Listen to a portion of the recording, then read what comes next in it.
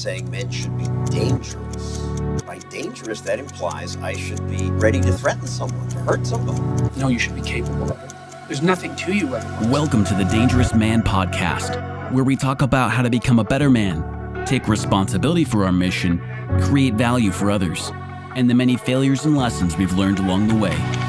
Stay dangerous.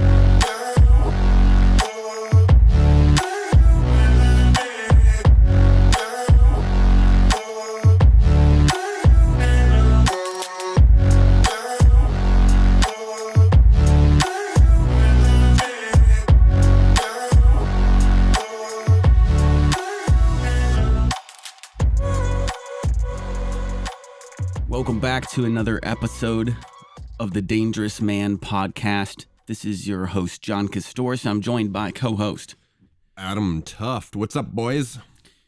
Good morning to all of our listeners, and for Adam, it's good to see you again.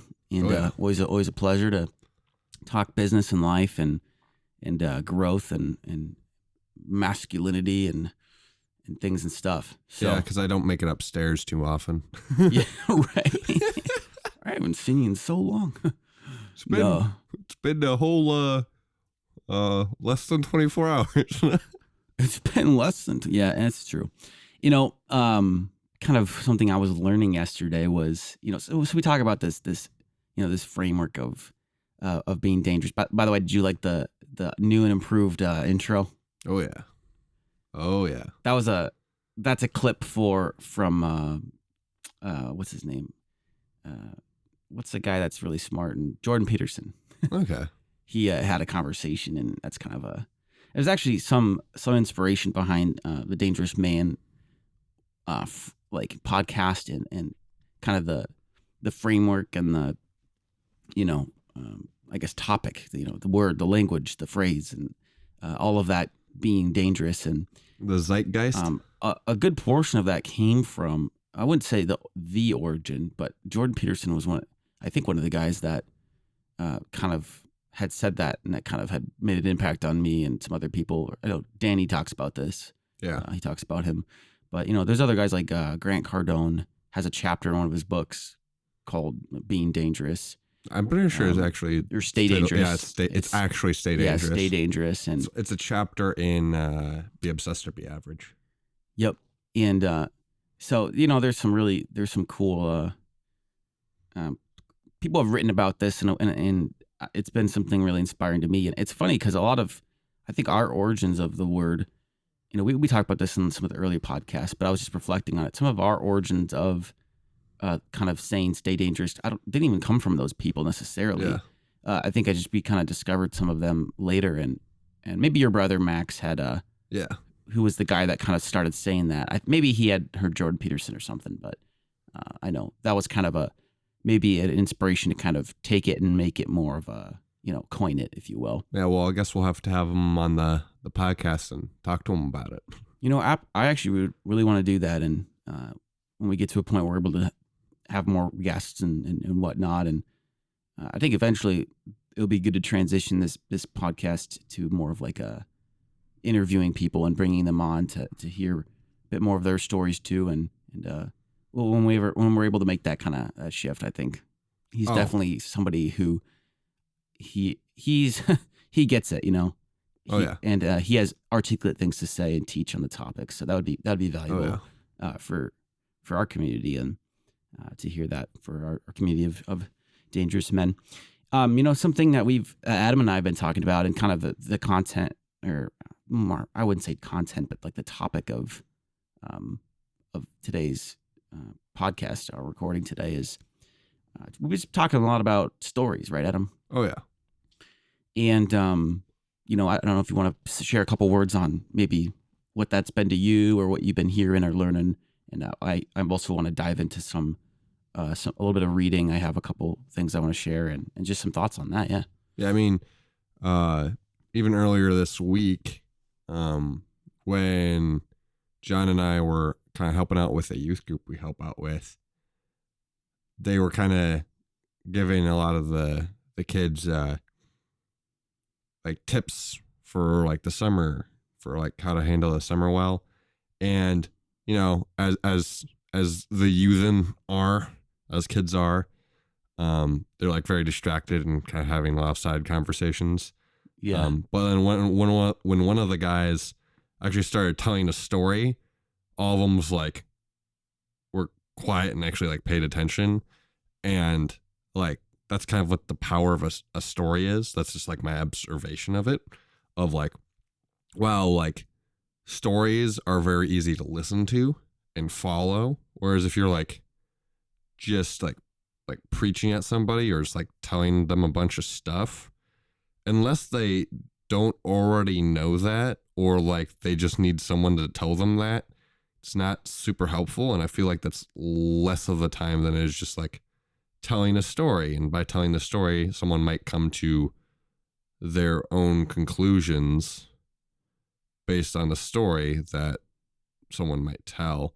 That's a little bit more conceptual, but I think it's good because you told that was actually kind of a little story that you went into, and you had some thoughts from it, which was, they had this to expand on your and add to your story. I was there as well at this youth group event, and they had a few different youth leaders come up, volunteers, and they did kind of like a panel, and they had a guy kind of was the MC with the mic, and he was interviewing them basically on it was questions about how to have a good summer as like a high schooler, how to have a successful, how not to have summer just like suck basically when you aren't in school. Like, wow, I just wasted 3 months of my life.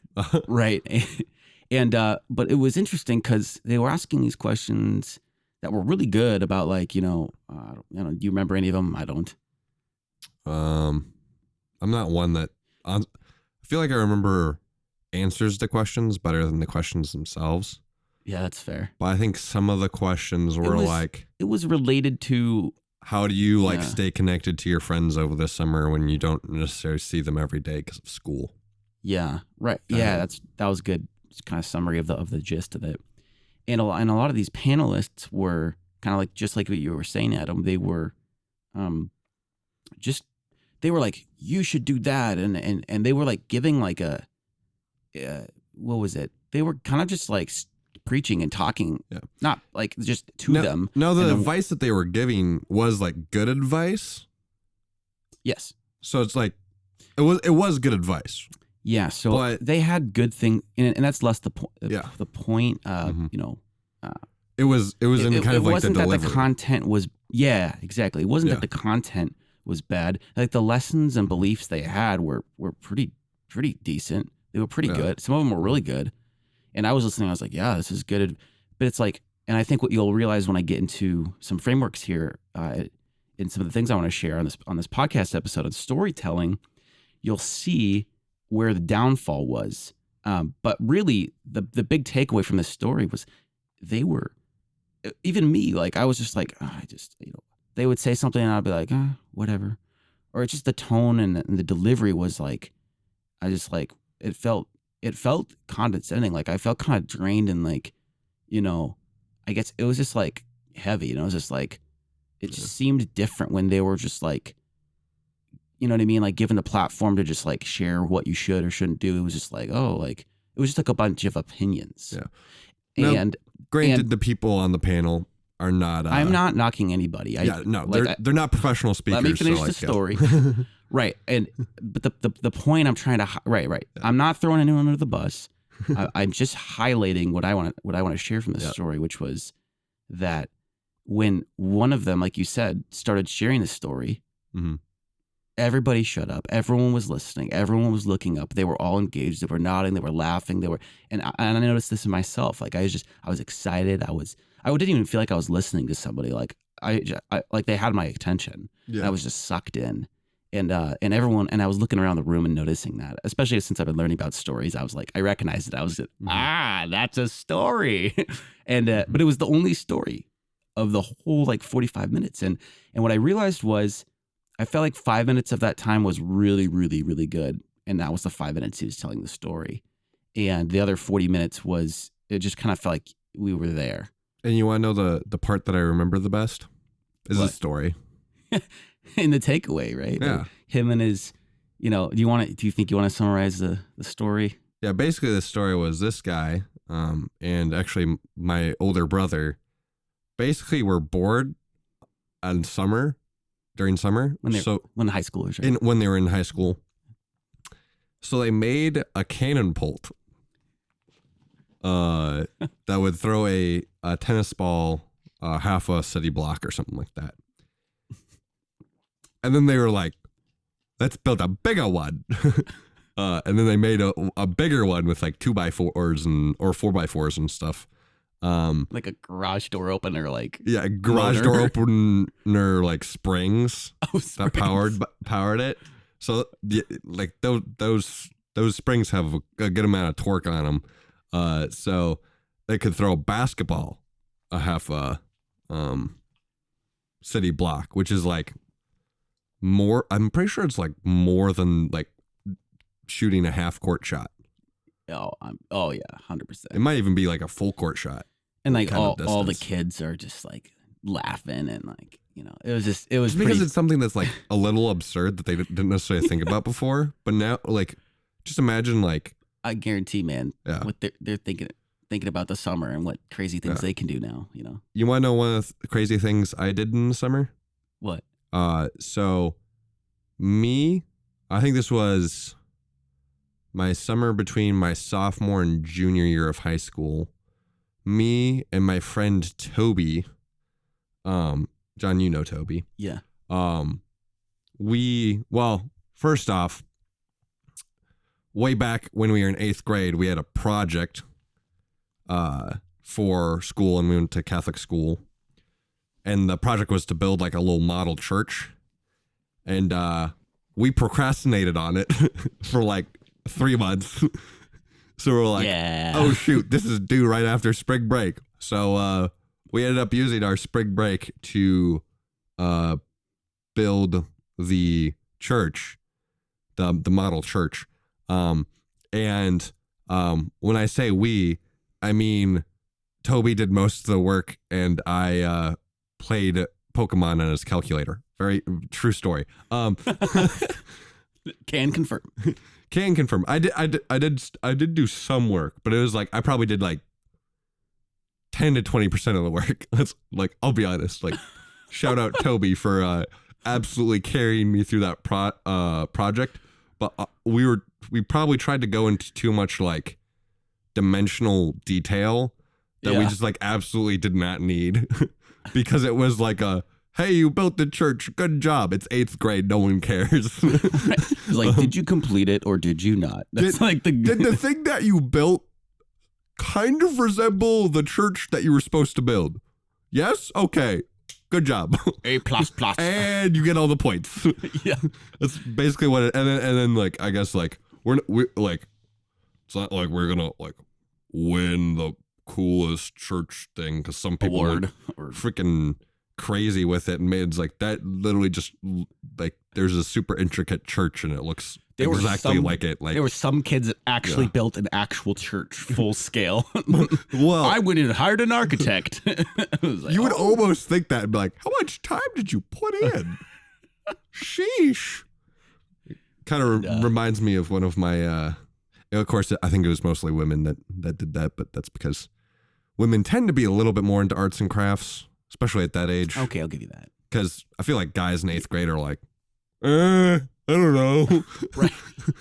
They haven't really discovered what their art is in, like, like the art of something, like art of sales or the art of whatever you're passionate about. Yeah, I think when I was in 8th grade, I was mostly thinking about when's the next time I can go play with friends or play video games. But anyway, I ended up later on in high school, we ended up building we wanted to build a furnace so we could like heat up metal, because I'm like, that's cool.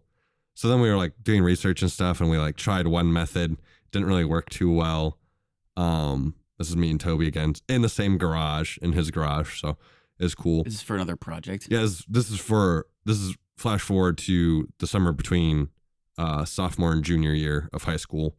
And we were like, okay, let's go to like Menards and Home Depot and these other places to get some stuff.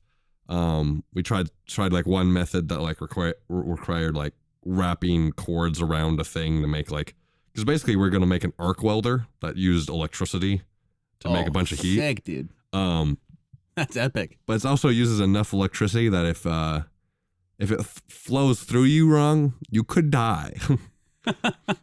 And now we're talking, dude. yeah. Oh yeah. Talk about being dangerous. Like, want to build a couch? Not really. Want to build something that could kill you? Let's do it. Let's do it. Sign me. Where do I sign? We got it. And then Mom, I need your credit card. yeah, and then but basically we figured out, so we need carbon electrodes that are inside of lantern batteries. So we took apart lantern batteries. Lantern batteries. So they're like Kind of like. Yeah, they're kind of like the big batteries that are in lanterns. Like they're like big block batteries. So there's like a. Oh, did you say lantern? Yeah, lantern. Oh. What do you think I said? Lantern. Oh, maybe. Like, is that maybe like I just speak weird. I had like A plus squared to the second power going through my head. I was like, what is that? Yeah, that like meme of all of the trying to do like the math. Like, Yeah, what that did was my Adam brain. just say? And I was like, oh no, he actually just said something that I. Yeah. A lantern. Okay. Yeah, for sure. Continue. But anyway, we get to the point where we're like, okay, now we have to power these, but we need like I'm trying to remember my electrical terms here. We need to like adjust the electrical current to the right thing. So we need to get, what are they called? Anyway, we found out those things that test the current and give you the electro amps and watts and things like that. Yeah. Volts. The voltometers. No, it wasn't like one of Voltmeter. those. It was like they provide resistance. What am I trying to say? Alternators? I don't know. But anyway, to get the part, we ended up having to take apart microwaves. If you don't know about taking apart microwaves, if you take apart the wrong thing in a microwave, it can release toxic gas. Capacitors, right? Yeah, capacitors. That's the word. Yeah, capacitors. I clearly haven't worked on electrical stuff in a while. So we end up getting like. Wait, the microwave can release toxic gas. If you, what were you saying about that? So like when taking apart microwaves, there's certain parts that if you like accidentally break, can release like toxic things, like gas that can like kill you. I don't like it. Like taking apart microwaves is actually like very, very dangerous. Luckily, we weren't like trying to take apart like the heating element or anything like that, just to get some of like the electrical stuff. But basically, we like put it all together. We hooked it all up. We have like these janky like alligator clips, which are kind of like clothespins, but they're metal and they have like teeth on them. Hence the name alligator clips, because they look like alligators. And we like put them on like these like I want to say they're like little PVC like plastic like sticks that had a wire running out to the end, and then we just had like the 2 carbon electrodes on the ends of these things, and we were just like running like, I don't know, like I want to say like 1200 amps or something. It might not be amps, it might have been watts. That's a lot of. Yeah, it's probably watts. Yeah, probably watts. Again, my electrical. I'm not an electrician, so like I'm just like, I know. I studied some of this in audio I know if school. it goes through you, it could kill you. Oh, it's probably amps then. Yeah. Amps kill. Yeah, 100%. Yeah. It's like a certain amount of electricity, and we're like, okay, well, we're gonna just try it. So we're like, to create the heat, you have to put the carbon electrodes together. So we just try this the first time, and then as we touch them, like there's like foot-high flames that come off of each of them, and they're like blue and green, and we're like, what the? That's so cool. And then we do it a couple more times, and we realize, man, my eyes are really hurting from looking at this. And then we did some more research.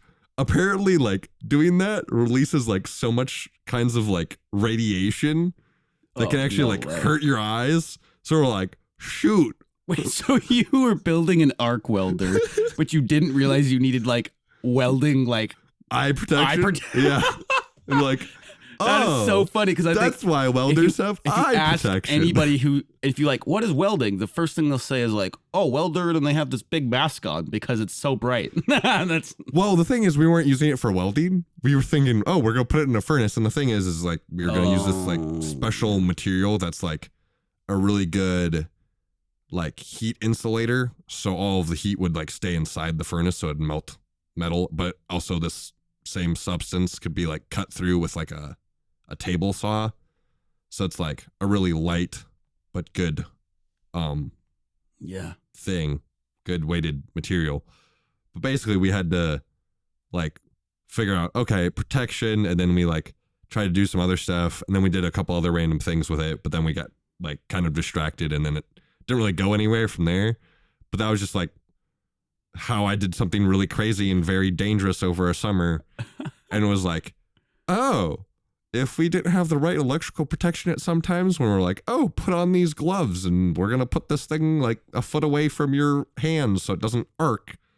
Yeah. We could have gotten electrocuted. So that was fun. There's something so, I think, central to just like what it means to be a man, and every boy wants to like do like risky and dangerous things that are, it's like you could get hurt or seriously hurt or die, and it's like, now we're talking. Yeah, like I've helped with a lot of like men's sessions on like different like youth events and stuff, and like a men's session is kind of like just where all the men get together and do something, and usually it's relatively like something usually generally pretty active, and kind of something that I like to say is, it's men's session when someone gets at least minorly injured. At least it's like someone has to like get a bruise or get like start bleeding a little bit, and then we are now pushing where we need to be in men's session. Like, not to get too on the rabbit trail, but on one of the last men's sessions that we were part of, it was like, hey, we have these like wooden beams, and the competition is that there's these teams with saws. There's like 2 teams, and you basically, whoever finished, you had to like cut this into as many pieces as possible. So you have these guys as fast as possible, and like it was like a time race. Yeah. So you have these boys are like, okay, I'll hold this end, and then this guy's like and cutting this wood, and then it was like, okay, next, and it was like, time's up, hand the saw to the next person. It was just like, dude, the amount of things that could go wrong here are a list we probably don't want to email parents. But it's like, and it was like, basically it was like, as you're planning that, it's like, if like, would we email this to parents? Probably shouldn't. All right, it's probably the right activity then. Just for men, Yeah. It was actually went really good. I don't think anyone got hurt. Yeah, we did have a nurse on standby, and my very bold self told the nurse, if we do this right, we'll need you for at least a Band-Aid. That's good. Oh man. Yeah, and it's kind of cool though, like so much of conversation. Like I had this realization over the last year, especially the last few months, and as you know, Adam, and for our listeners to kind of know better, it's like a huge part of what I'm trying to grow in as a man, but really comes down to like our communication is like, let's break it down even further. Communication is how I communicate with anybody through writing, through conversation, through video, any kind of, you know what I mean? Any form of connecting with another human person. And how important is that? Like our life is just composed of relationships with each other, and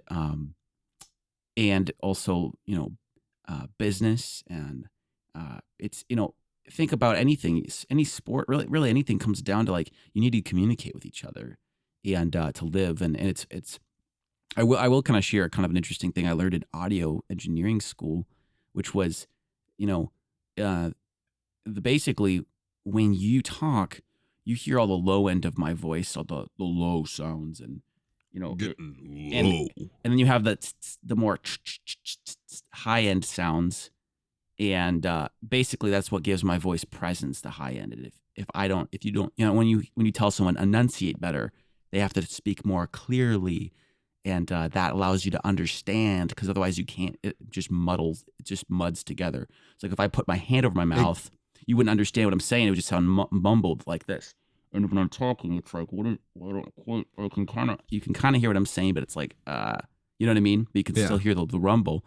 And anyways, shape of our ear is actually designed in a way that accentuates. It means it boosts that particular, sound region, it's like if you're looking at a graph and if you're a scientist, it'd be about 1,000 kilohertz, which is how we measure sound, like frequencies, high frequencies, low frequencies. Low numbers are high frequencies are like screeching in your ears. Mm-hmm. And 1,000 to about 5,000 kilohertz. That little like region of your ear hears about 20,000 to about 20. And so that region of 1,000 to 5,000 if that paints a better picture. What's something that's like in that range? So 1,000 Is very nasally sounding.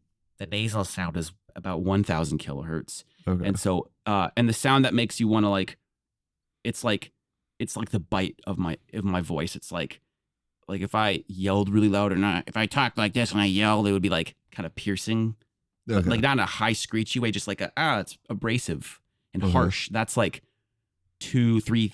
It's like about 3. So if you get over 1,000, they can get abrasive. 3,000, yeah. Over 3,000. Well, there's just different characteristics of different frequencies, and that you can basically, it does different things. So I could go so much into that. In music and speech, but in speech, it's interesting that our very ear is designed in a way to actually, like, if you put your hand over your ear and you cup it to like what was that? Kind of cup your ear. You actually hear that exact, what does it sound like? You asked. Do that with your hand and you'll hear that all actually get louder, just those frequencies. And what it does is it allows you to hear someone better because the parts of the voice that are the clarity that are most important, that's actually our whole ears designed that those are the loudest frequencies we hear because of what's designed so I can communicate and have speech and understand. It's super fascinating. But, I give that context because that's something that I learned on a scientific level, and it was applied science. So I could do like music and sound and engine, microphones and speakers. But I learned that communication it's literally one of the central purposes of our existence as humans. And so, communication is so important. It's how I connect. It's how I feel heard and listened to and loved. And, it's how I have status or am received or accepted.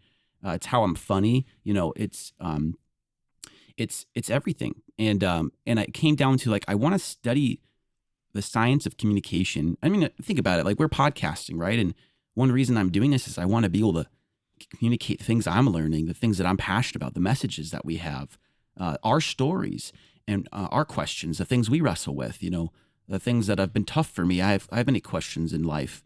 And, and a lot of this I would love to write into a book, and I probably will. But a lot of it also I want to be able to communicate in a message in a podcast. And so, right. So this is something in my life that communication matters so much to me. So anyways, it boils down to two things. And in my kind of research I've really spent like a year just like, what is communicate? Like, how do people communicate? What's important? Like, why is it that at youth group, I was like, I don't care what you have to say, but then they told a story and I was like, I care what you have to say. Yeah. And it's like, why is this book I'm holding in my hands? Go ahead. It's like, why is it this way? Oh my gosh. And it's like people teach and they get on a board and they just say this and this and that, and this equals that and this and that. And it's like, nobody cares. But all of a sudden they ask a question and they're like, how would it feel if you were on the moon walking around and the sand of the moon and the gravity, and you jump and it took 3 seconds to hit the ground, and all of a sudden everyone's like, whoa.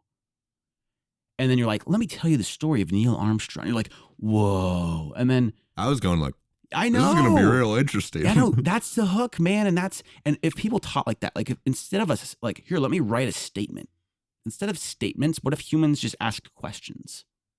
Uh-huh. And that's what I realized is how important questions are. And this book by John C. Maxwell, he is this phenomenal, he's literally dedicated himself to like the leading expert on leadership. And he has built some of the biggest churches in the world. And he's been involved, and now he just does so much leadership development. And guess what his rate is for speaking? I want to say it's like over $100,000, isn't it? Dude, it comes down to like 70.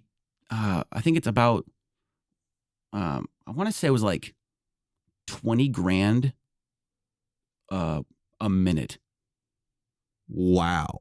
Yeah. So if you want him to give a 10-minute talk, you're paying 200 grand. Yeah. That's crazy. So he'll like his time is so valuable. Think about it. It's the one thing you can't leverage is your time when you are just, it has to be you talking.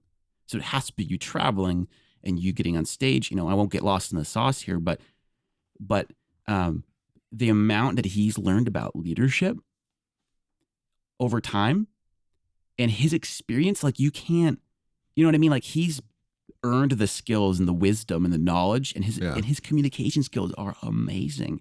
And so you're paying for to that person he spent so much money and so much time developing himself, growing, becoming better, and teaching others to do that, and learning frameworks of what works and what doesn't.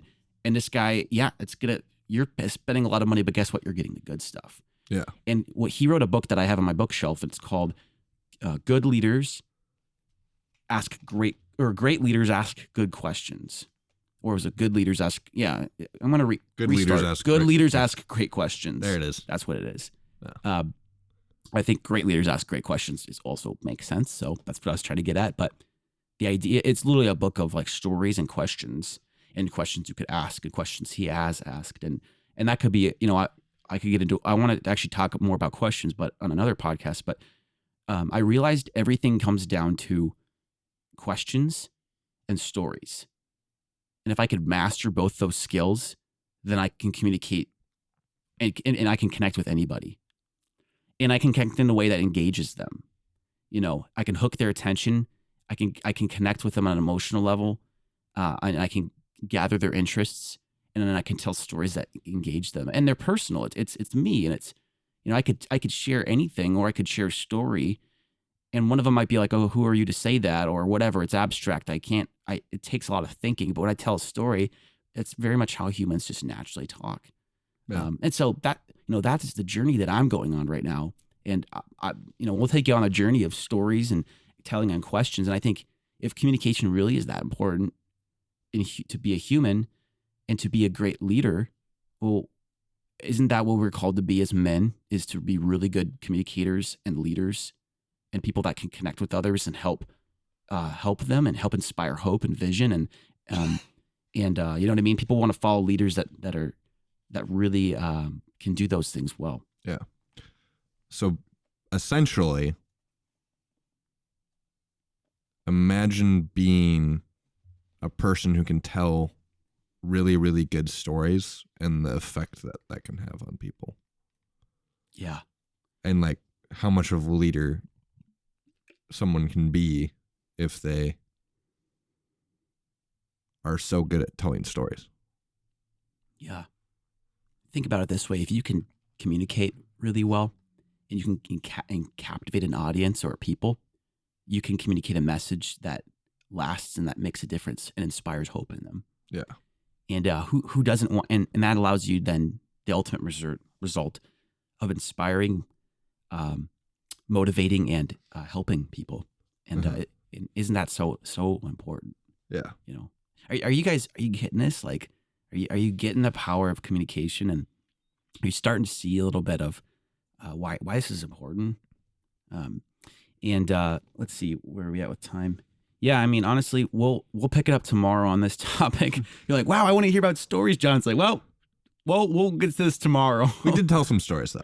Yeah, we'll have more tomorrow. Yeah, this is kind of the intro, and we'll probably do like an unofficial little series here of us. This is just us documenting what we're learning, and I want to share some of that with you guys. So, kind of any last thoughts, Adam, or questions, or for the audience? Hey, just imagine the attention that people will give you if you can tell really good stories. And again, just kind of like how I told the story of crazy stuff that I did during the summer, like just tell a story of your life. And if you go like, hey, but I haven't like lived a whole lot of life yet because I'm in high school or something, well, go live a little bit more life, I guess. Yeah. And we all have stories. I could tell this whole podcast will probably be like filled up with stories of literally the day before. Yeah. And I think what I realized my final thought here is what I realized on storytelling is I thought I had to have all these really meaningful and crazy experiences. And what I'm realizing now is that a story could even be a sentence or two. Yeah. And I'll give a better idea of what that looks like. I'm still learning that myself, but I'm realizing really Russell Brunson's been the big guy paving the way for me here in teaching.